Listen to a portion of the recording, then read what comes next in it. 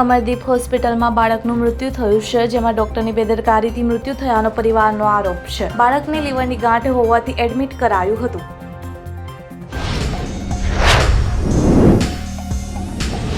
અમદાવાદમાં ફરી એકવાર રફતારનો કહેર જોવા મળ્યો છે. રાણીપ વિસ્તારમાં બકરા મંડી પાસે પૂર ઝડપી કારે ગંભીર અકસ્માત સર્જ્યો છે. કાર ચાલકે 3 થી 4 વાહનોને અડફેટે લીધા છે.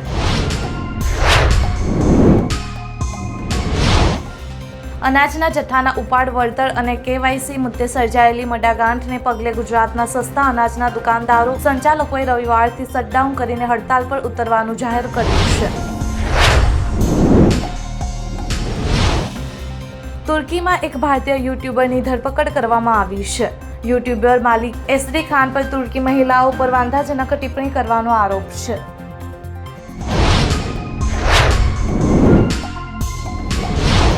લોકપ્રિય ટીવી કપલ પ્રિન્સ નરૂલા અને યુવિકા ચૌધરી વિશે ચોંકાવનારા સમાચાર સામે આવ્યા છે. આ કપલની ઘરે ચોરી થઈ છે.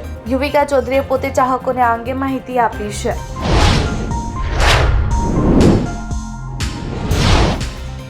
આમિર ખાને તાજેતરમાં રાજ પોડકાસ્ટ પર જણાવ્યું હતું કે જો કોઈ તેમને દુઃખી કરે છે તો ગમે તે થાય તે તેમની સાથે વાત કરવાનું સંપૂર્ણપણે બંધ કરી દેશે.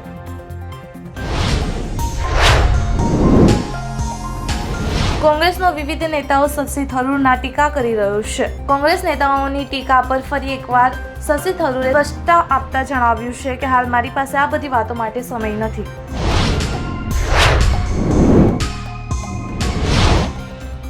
શનિવારે સાંજે મોક ડ્રીલ દરમિયાન ઝાલાવાડના ઝાલાપાટણ શહેરમાંથી લગભગ 15 કિલોમીટર દૂર કાલીસીમ ડેમ પર મધમાખીઓએ હુમલો કર્યો હતો.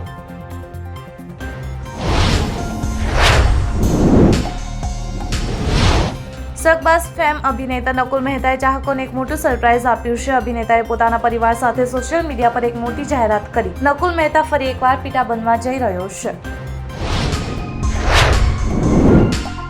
ફિલ્મ ભારતીય ઇતિહાસમાં થયેલી ભૂલોને ઉજાગર કરે છે. એટલું જ નહીં પરંતુ ખોટી વિચારધારાથી પ્રભાવિત શિક્ષણ પ્રણાલી પર પણ ધારદાર હુમલો કરે છે. આ